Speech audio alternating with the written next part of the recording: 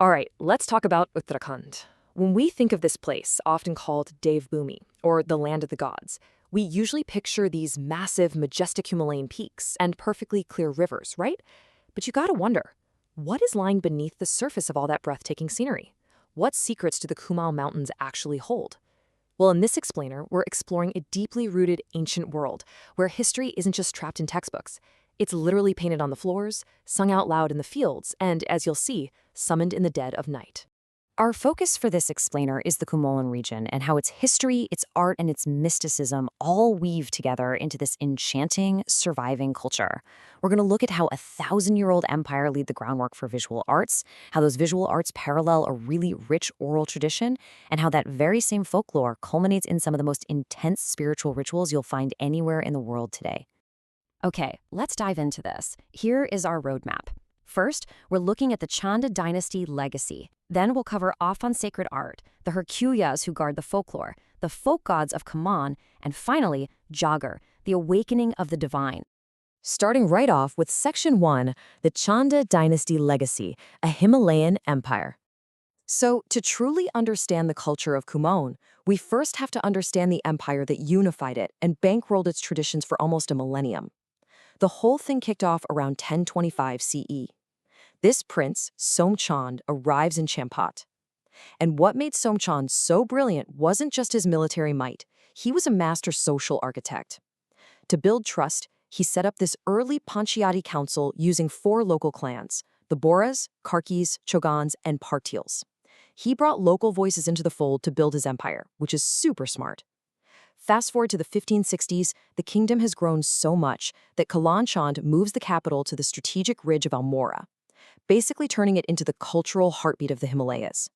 This incredible 800-year run finally wraps up in 1790 when the Gorkhas of Nepal defeat the last Chand king. Now, what's really interesting about this slide is the sheer persistence of these rulers. I mean, look at Lakshmi Chand. The guy was completely obsessed with defeating the neighboring Gardwal kingdom. He was repelled 7 times.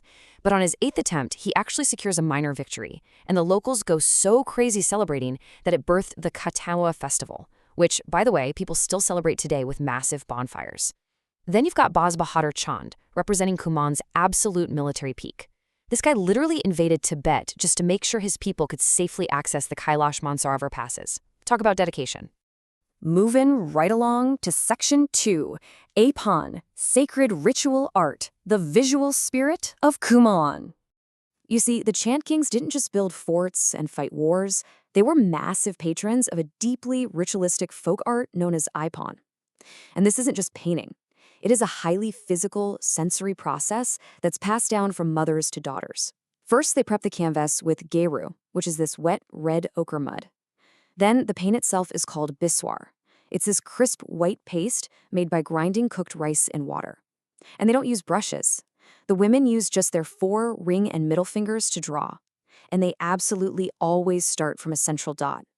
That dot is crucial. It symbolizes the very center of the universe. And the idea is that all the shifting geometric patterns of the world just kind of ripple out from it.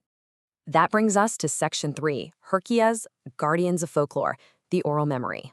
So while Apan is the visual spirit, Kuman's art is heavily auditory too.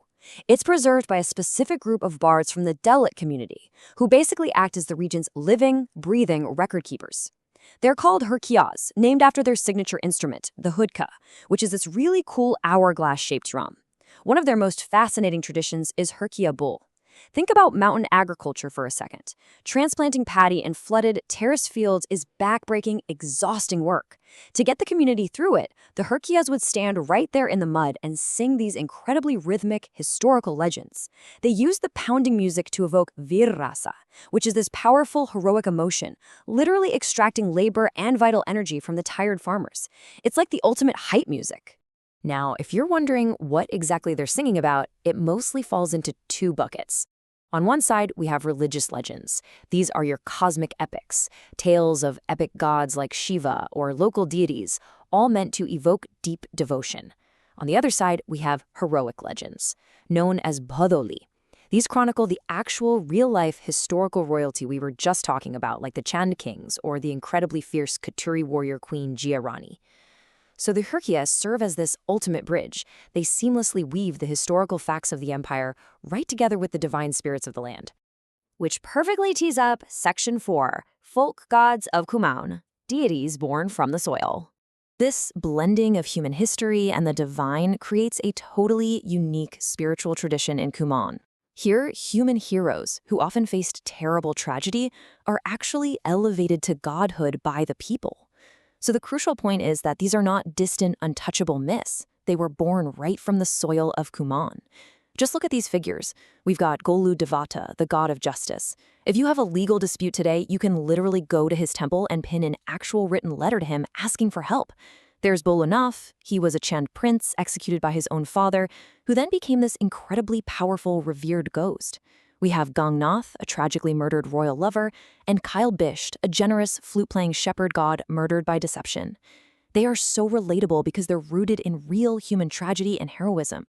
And that leads us to our final stop, Section 5, Jagar Awakening the Divine, the Climax of Faith.